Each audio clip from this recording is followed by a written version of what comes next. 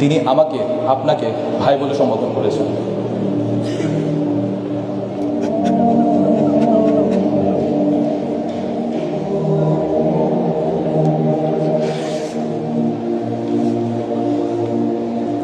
আম্মা জান আয়েশা রাদিয়াল্লাহু তাআলা আনহু একবার রাসূল সাল্লাল্লাহু আলাইহি ওয়াসাল্লামের কাছে দোয়া চাইলেন।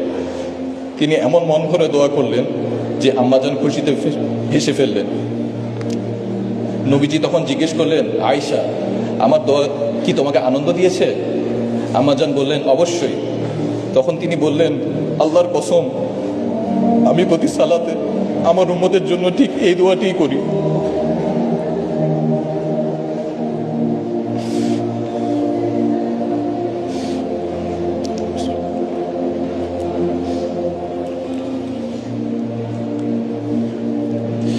চিন্তা করুন, প্রতি সালাতে তিনি আপনাকে বলেননি।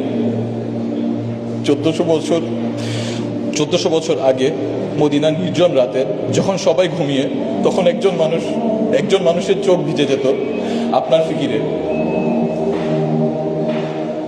আর আজ আমরা সেই উম্মত, তাকে কোথায় নিয়ে দাঁড়িয়ে আছি?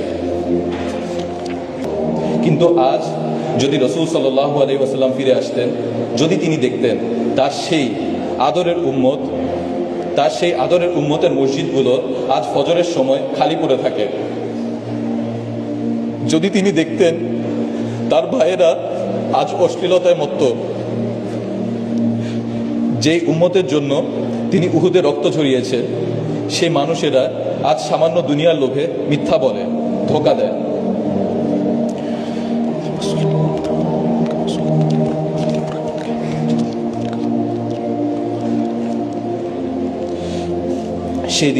যেদিন আকাশ ফেটে যাবে, নক্ষত্রগুলো খসে পড়বে, ইয়া নফসি ইয়া নফসি বলে সবাই পালাতে থাকবে। মা সন্তানকে চিনবে না, বাবা চিনবে না ছেলেকে, নবীরা পর্যন্ত ভয় কাঁপতে থাকবেন। সেদিন একজন মানুষ আল্লাহর আরশের নিচে দাঁড়ায় সেজদায় পড়ে থাকবেন, আল্লাহর আরশের নিচে সেজদায় পড়ে থাকবেন। আল্লাহ জিজ্ঞেস করবেন, হে মুহাম্মদ, মাথা তুলুন, চান, দেওয়া হবে, সুপারিশ করুন, কবুল করা হবে। সেদিন তিনি নিজের জন্য জান্নাত চাইবেন না,